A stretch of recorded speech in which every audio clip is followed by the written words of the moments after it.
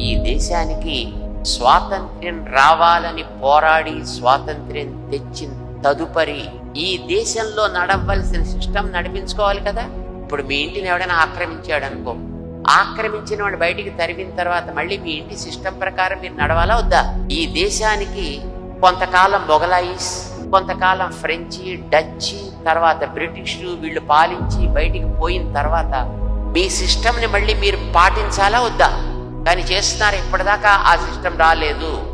British వాడు పెట్టి వెళ్ళిన రూల్స్ ఏవో ఇప్పటికీ మీరు వాటినే పాటిస్తున్నారు, పాలిస్తున్నారు కూడా.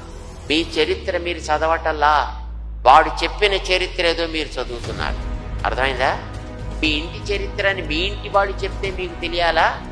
నేను వచ్చి చెప్తే తెలియాలా? మీ ఇంటి వాడు చెప్పాలి. మీ ఇంటి వాళ్ళైనటువంటి ఋషులు చెప్పారు మీకు, కానీ అది మీకు నచ్చలేదు. వాడెవడో వచ్చి చెప్పాలి. వాడెవడో వచ్చి చెప్పాడు మీ చరిత్రను రాసి ఇది మీ చరిత్ర అన్నారు. ఎస్ సార్, మీరు వైట్ స్కిన్ కదండి, మీరు చెప్పింది 100% కరెక్ట్ సార్, అంచేత మేము అదే నేర్చుకుంటామని మీ చరిత్రని మీరు పక్కన పెట్టి మన ఋషులు చెబితే అదంతా పుక్కిటి పురాణం అని దాన్ని పక్కకి తోసేసి వాడెవడో చెప్తే అది చాలా గొప్పదని దాన్ని మీరు చదువుకుంటున్నారు. ఇప్పుడు ఇందాక మా ఫ్రెండ్ సైన్స్ అన్నాడే అది.